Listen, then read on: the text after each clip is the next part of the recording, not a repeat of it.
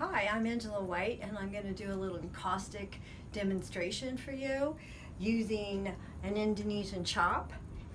I started by taking a wooden cradle and putting some encaustic gesso on it that creates a lot of good tooth. And then I covered with a nice red color, and because I like different colors to show through when I use my chop, I'm going to layer 3 colors today. I'm going to attempt to. I'm going to I layered red, I'm going to layer some purple, and I could leave it at that, but I think I'm going to put some white on top also to burn through.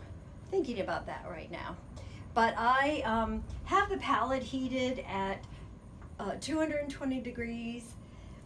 I melt the wax either on the palette or in a pan, either one, it doesn't matter. Sometimes I might add a little medium to make it a little smoother, but my objective is usually a lot of texture and pattern. So, all right, so I have the second color on here, and one of the necessary things to do is to fuse it together. So fuse it or lose it. Every layer you put on, so this is going to be a little noisy, but every layer you put on, you need to fuse. So,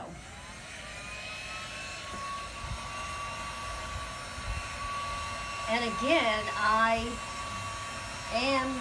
my objective is texture and pattern. So some people that work with encaustic might want to have a completely smooth surface, but I kind of love the rough texture, so I deliberately leave it that way. So you can see when it gets shiny, that means the wax is melting and fusing to the layer below it.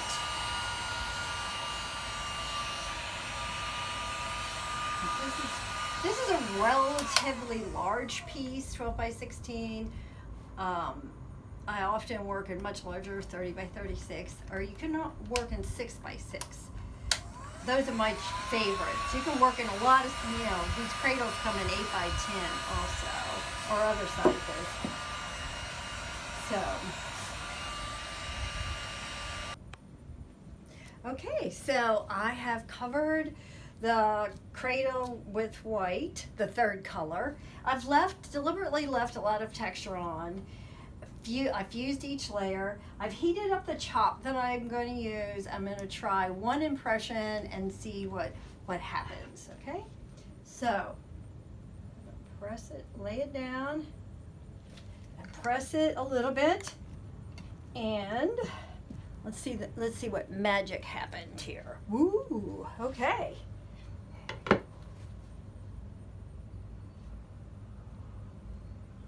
So after I did the first chop, you can see the difference in colors because of the pressure, the amount of pressure I put on. So for the second chop, I put a lighter pressure so that I got a little bit of lighter pattern, and then I changed it each time that I printed with the chop. So you can see that depending on your pressure and your heat, how hot your chop is, or how much you fused, or how warm the encaustic is, you get different effects. And I actually decided that I really liked this orientation better. I like this sort of diagonal pattern there. So I could actually leave it just like this. I've accomplished a lot of texture and pattern and color like I wanted to, or I can go over and add another color and use a different chop, or paint over certain sections of it and leave some of it light. But anyway, the possibilities are endless. Hope you have fun.